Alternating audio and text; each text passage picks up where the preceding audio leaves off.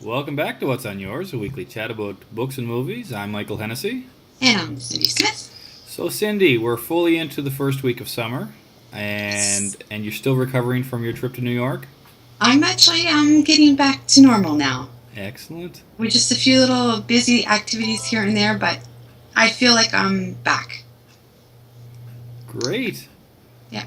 And what have you read this week from your New York haul? Which I seriously misunderestimated, or yeah. I'm talking like George Bush here. I misunderestimated. I underestimated. You did. You need to Google BA15 book hauls to see what other people got. My pile is nothing compared to theirs. So what you're telling me you're on the low end of things here? I'm on the low end of Oh, things. so you got about 90 or 100, and you're on the low end. I'm under 100 books. Wow. Yeah, but still not too far from it, though, right? Too far. All right. I've actually only read one book that I got from BA. It's Okay. Sunny Side Up. It's a middle grade graphic novel. Cool. Okay. Oh, nice and bright. Yeah. Nice and bright. Really cute. It's by Scholastic. It's coming out in August. What's the gist of that story? Um, it's about a girl who is going to visit her grandfather for summer, and then it's not the summer she thought it was. Oh, okay. Yeah. Is it a summer of growth? Um, Not really. No. No. No, not really. But it's a cute little book. And then I bought this in New York. It's New York City etiquettes, tips, basic tips and etiquette. I can't even read the title. And it's just it's a humor book, just like that. Okay. Yeah. Just little tips, and it makes sense when you're reading it that don't stop in front of the platform, like the stairs coming up to have a conversation. Yes. Yes. So you're blocking it. And was it? So you're reading this for next year's PEA? Is that you're already planning away? Is that it? I'm not New York. It's in BA is actually in Chicago this That's year. right. Next year. You mentioned that. Yeah. Yeah. That sort of changes up the whole possibility for you, then, huh? Yeah. And my third book, I'm still reading it. It is All I Know by Carrie Hope Fletcher. She's a YouTuber. Okay. Yeah. So you reached your YouTuber quotient for the show. Yes, gotta plug those YouTubers again. No. Nice. Very nice. Well, for me, reading was squarely in the screenplay department. I read a script for Alien, one of the original drafts of Alien. They had provided there was provided like someone's copy of it, which is annotated with the designs, the layouts for the camera, and things like that. Really interesting to see. The screenplay itself is fantastic. The way Alien is written, you'd be very, very hard pressed to have anything like that done now on a large budget, because it's very gradual in the beginning, and a lot of people are like, oh, it's so boring. Wait, why can't we get to the good stuff? But all the good stuff that happens later in the movie is because of the build up. It's just little notches increasing. It's the relationships on the ship and increasing a little bit of tension and just slight little increases, and it pays off fantastic. But right now, people are like, just get to the good stuff. Cut to the good stuff. By page 10, we have to have like all these things happen. Well, no, that's not how Alien was. Build up. Alien was like the probably cuisine equivalent of, like the slow cook, right? Just everything is simmered for a long time, and all the natural flavors come out, and when you eat it, it's really good. So I read that, and I read a couple of screenplays by people trying to break into screenwriting. One was a western, one was a hacker action flick, and I also read a screenplay by somebody who got high review marks from Blacklist, a serial killer one. Really good. I mean, she's going to find representation with that script. It's solid, definitely. It's really, and it's called Tracker. Um, the premise behind it is great, and the writing is really good. It's a great. I mean, if it doesn't get made, that's a writing sample that will get her work. So that was it. And I finished a draft of a horror screenplay. Yay! On Saturday afternoon. Nice. Came in at 91 pages. Yeah, which was great. A little bit lower than I thought I was going to be. I was aiming for 95, is from what I had scripted for the outline, but it came in at 91. But I'm putting that aside. I'm working on another one already, and in a couple of weeks I'll go back to edit that one. So yeah. A horror screenplay. Unfortunately, if it ever does get made into a movie, you will never see it. Maybe I'll make the exception. Maybe I'll make the exception. Yeah, okay. Just like... Oh, boys. Yeah. But yeah. And so that's as far as my reading and actually writing goes. How about movies? It's summertime, so you're always out and about and you're running around, but did you get any movie in? There's no movies, but I've been watching Big Brother because it's back. We've been watching Fresh Prince of Bel-Air because Michael's been enjoying that one. Okay. And I am 4 episodes into the Orange is the New Black. One question before we get to Orange is the New Black. How does Fresh Prince hold up? It's still the same. Yeah. Like, it's for me. It's like reliving that time when it came out and watching Michael kind of get some of the jokes, but not fully yet. So it's interesting watching it through a perspective of his eyes. Okay, interesting. But it's still the same. It's like it's Will Smith. Because I haven't watched it in ages, right? I'm just kind of curious as to how it weathers over the years. Okay. I mean, you can tell it's an older comedy. Yeah. But it's interesting to sit there and remember, like, oh my gosh, I remember that was in style. I wore that, so. Okay. Yeah. Now, Orange is the New Black. How does the new season hold up so far? It's really good. Mm-hmm. Really good. It's really good. I'm, like, kind of watching, like, 2 episodes at a time. Okay, yeah. So. How many episodes in the season now? Is it? I want to say 12, but I could be mistaken. Yeah. That seems to be the kind of sweet spot now. 10 to 13 seems to be good. I mean, it used to be, it was like 24, 25, 26 episodes, right? For TV series, but yeah. Somebody actually, a TV showrunner had mentioned that, when you start stretching out that far, it gets difficult to maintain the quality season after season. Well, that's it. But so he was saying, like, yeah, 10 to 13 is great, but when you look at things like the BBC, they have the series that are like 3, but they're 2 hours long. Yeah. Like Sherlock, Luther, you know what I mean? Like those shows, they're almost like miniseries, but each episode is long. That's it. It might not even be that many. Like, I know it's under 10. Yeah. Okay. Yeah. Nice. But no, it's really good. Yeah, okay, good. So, just out of curiosity, any major changes for the characters? Without being spoilerish?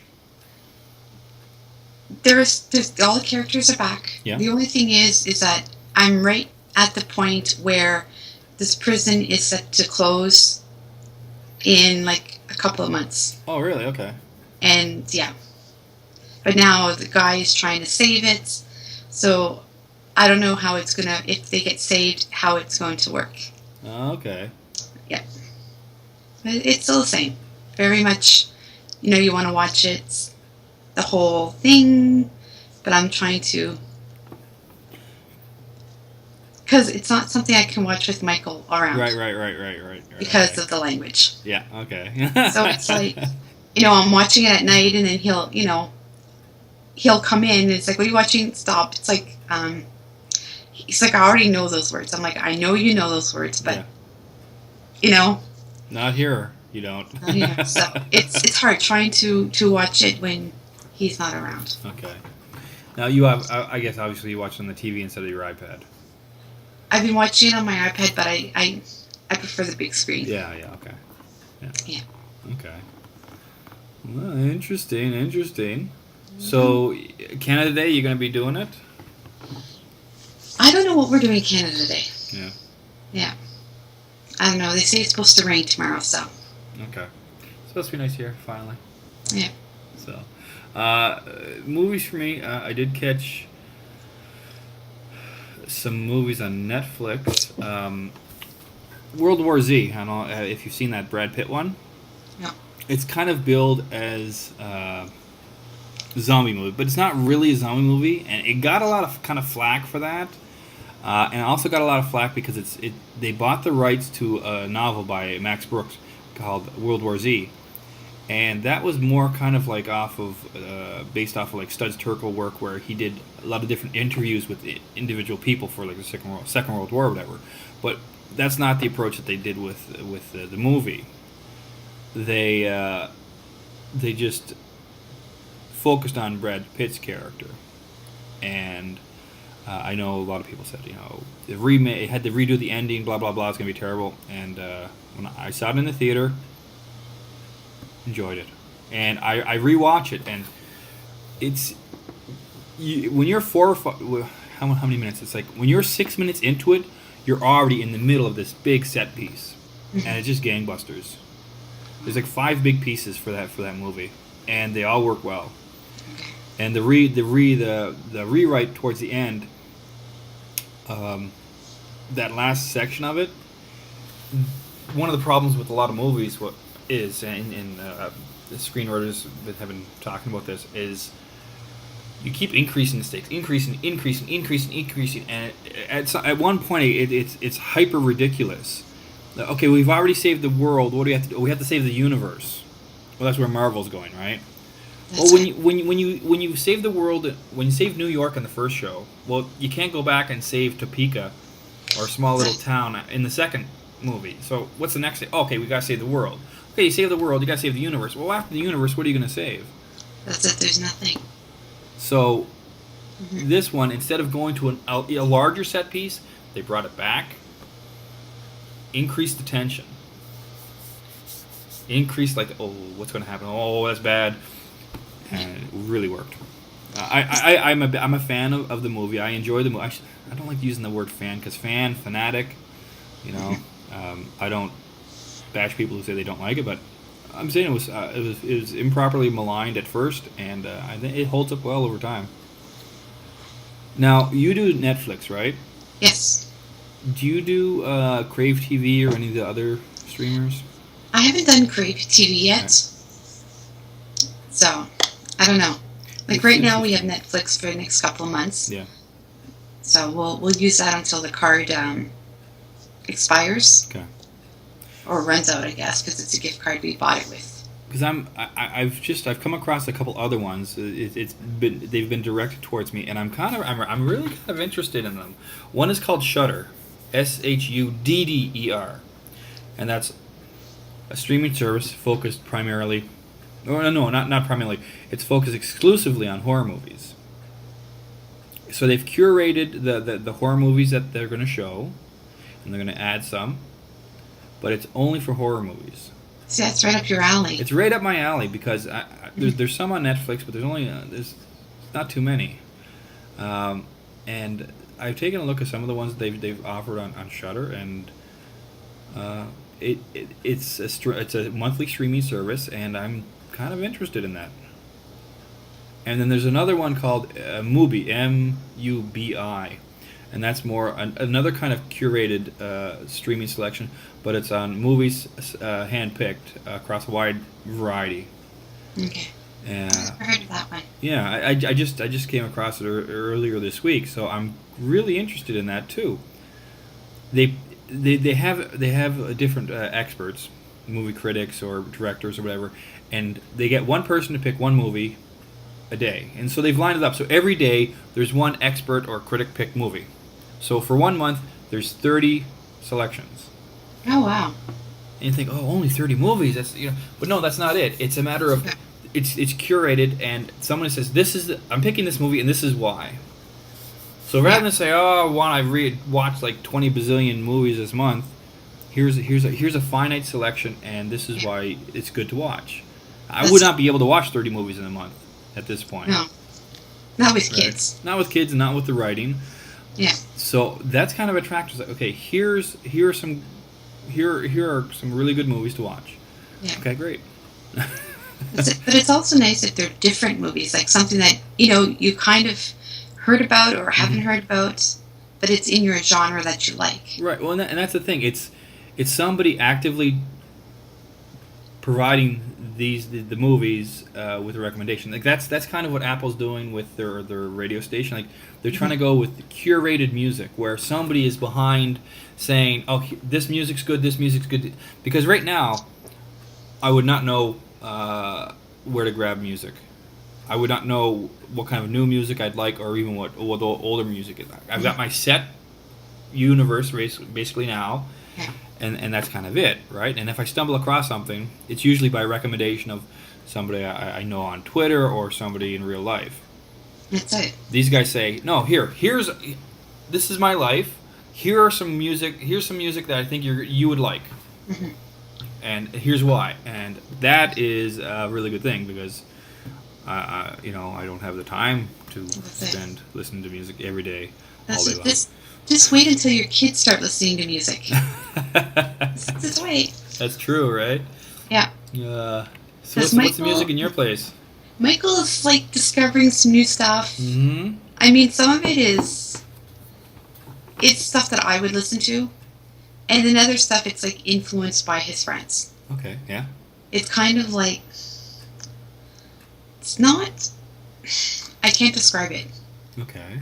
But it's just stuff that I would not listen to. Okay, so if you're looking, he seems to be big on Pitbull, right? That was a big thing. He likes Pitbull. So how's it based on like Pitbull as the center? I guess it's more dancey. Okay. Like what you would hear in a club, I guess. Okay. Yeah. Yeah. And he's got his playlist and. Neat. Okay. Yeah. So is he doing Spotify as well, or? I don't think he's doing Spotify. Okay. I think it's just like he's asking a lot of his friends, like, hey, what are you listening to? Okay. And then he's getting the music like that way. Yeah. Interesting. Okay. Yeah. That's neat. Yeah. I did get some interesting recommendations for music in terms of screenwriting. Okay. And I had one, and it was fantastic, but I wasn't ready for it because it was different from what I had been listening to significantly, and while I was writing, and it just sort of it was completely instrumental, but it made me feel kind of like I was underwater. Okay. I was just like, I was so taken in by it. I was like, and I'm like, my writing was slowing down when I was listening to it, right? So, yeah, but it's great music though. But I have to be in the right kind of frame of mind for it, because I had been listening to John Carpenter's Lost themes, and it's more of like a driving music, right? It was like the heavy sounds to it. This was not that. Yeah. But that's what some people like to write opposite of what you're listening to. So if you're writing a heavy action thing, if you're listening to classical music, because you've seen that in the movies before, yeah, where like there's a big battle going on, and then you're playing the soft classical music kind of thing. Yeah. Yeah. But anyway. That's it. So. Yeah. And what have you got for the next week? Orange is the New Black and lots more books? I want to finish Orange is the New Black this week. I want to finish All I Know. And I've got a bunch of e-arcs on my Kindle app that I need to read. Okay, right. That are like due or a little bit overdue. Yeah. So. Okay. Yeah. Excellent. Well, it sounds like you got a full week, and Happy Canada Day. Happy Canada Day. Okay. Yes. Quick, plug some Canadian authors that you would highly recommend as this week's recommendation. Laurie Weber. Okay. I don't read her, but Margaret Atwood. You took mine. You took mine. I was going Margaret Atwood, Oryx and Crake, Matt, Adam, Um, Year of the Flood.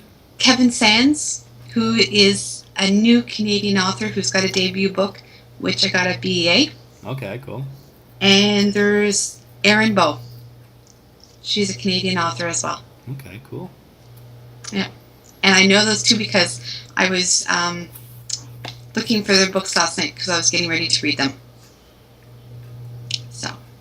Excellent. Great. Well, I I'm into another screenplay, writing away. That's what I've got coming up this week. And I have a rewrite coming for the script I just finished, coming in about a week and a half. And I've got some good reading to do. I got some more screenplays that I'm doing, writing up notes for feedback, and my life is revolving around the screenwriting and the screenplays right now. Whenever I'm not hanging with the family and doing some small tech projects. So That's it. Yay! Yay! So I guess that's it. It's a beautiful summer day. I hope you have a great summer week. Hey? Nice sun. Excellent. I'm not saying that too loud. I hope your other video project goes well. I hope so too. I got to do it today. No answers, buts about it. Excellent. All right. Well, that's it for this week. That's it. I'll talk to you next week. Next week it is. All right. Thanks, Cindy. Have a good week. You too. All right. Bye-bye. Bye.